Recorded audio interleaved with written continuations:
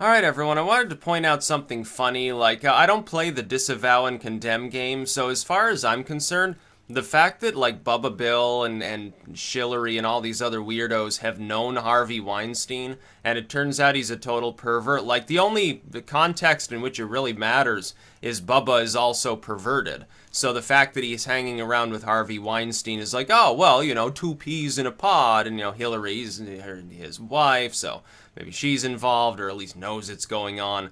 Like Obama or something, that's the one thing that he managed to avoid was looking perverted. It looked like he was sort of a one-person man during his tenure in office, which is refreshing, on the tail of George W., who liked to give random massages to, Merkel, which is creepy because it's Angela Merkel. And then, of course, Bubba Bill, who is, well, he philandered constantly. And he made no secret of it. We know damn well that he was cheating on his wife.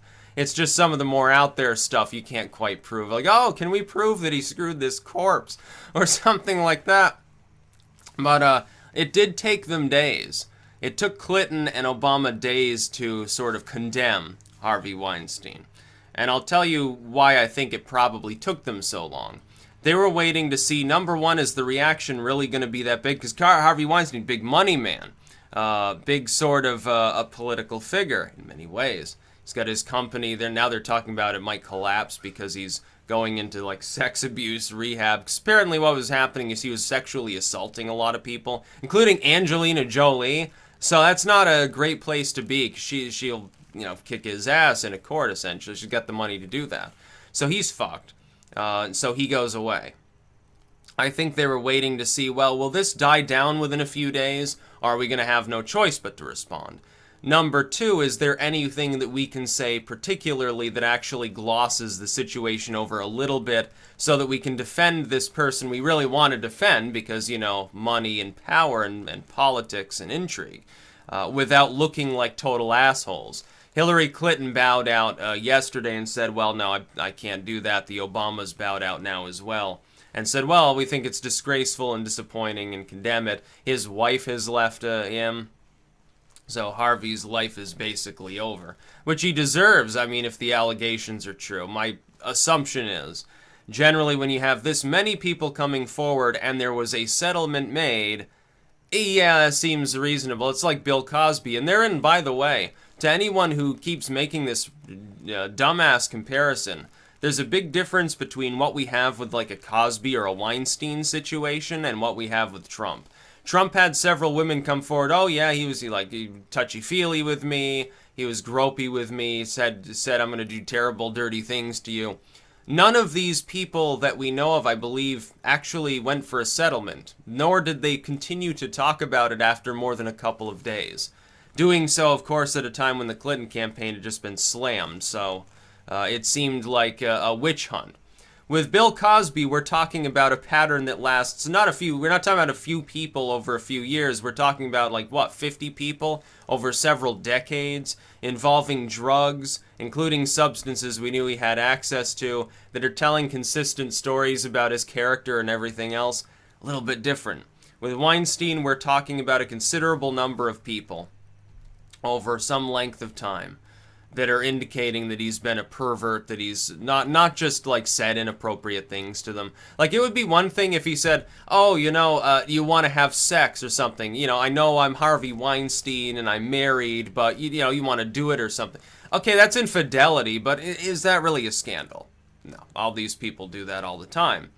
But when he's trying to sexually assault somebody and doing skeevy stuff, that's a little bit different. So he's put himself in rehab now. Sex rehab, I guess, where they're going to teach him where he should and should not put his pecker. Unfortunately, now, by the time he gets out, he'll be a single man because his wife is leaving him, and so the answer to that question is, hey, go find girls and put your pecker in them. So there's what little stability was left, maybe holding his mentality intact to keep him from being totally perved out, is probably now going away.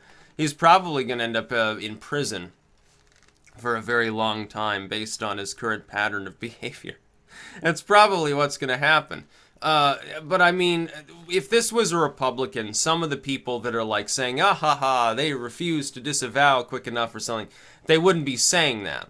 And if he were a Republican, some of the people saying, well, what he did wasn't that bad, or look at how bad Trump was, they'd be saying, protect our women, evil, rapacious Republican.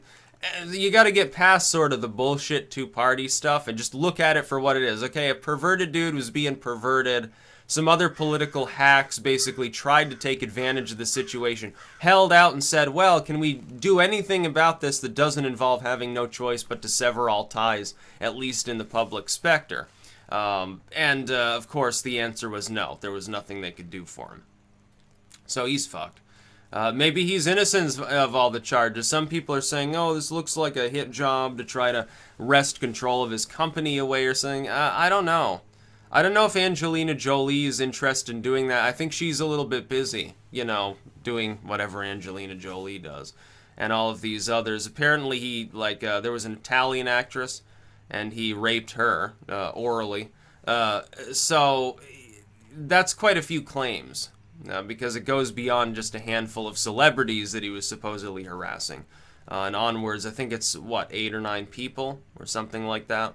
That's significant, because you have to assume that they're all lying in order not to have had at least something skeevy having gone on. At least infidelity plus weird shit, if not an actual crime. You have to assume that they're all lying.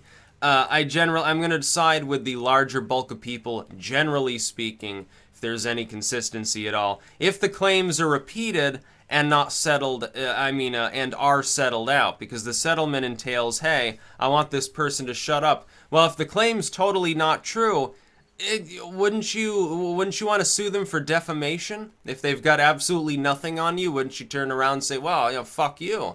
I've got someone trying to drag me through the mud. I'm actually a good man. It gives you an opportunity to grandstand in the public eye if you're already rich. Weinstein could have done that. No, he threw money at the problem. Why do you think he was paying him off? It's just like Bill O'Reilly. Why do you think he made all those payments? Because he was innocent? Because he was just planning a defamation suit but wanted him to keep quiet in the meantime? No. It's basically, don't tell anybody what I did. That's basically what it boils down to. Allegedly, under those allegations. That's about all. Peace out.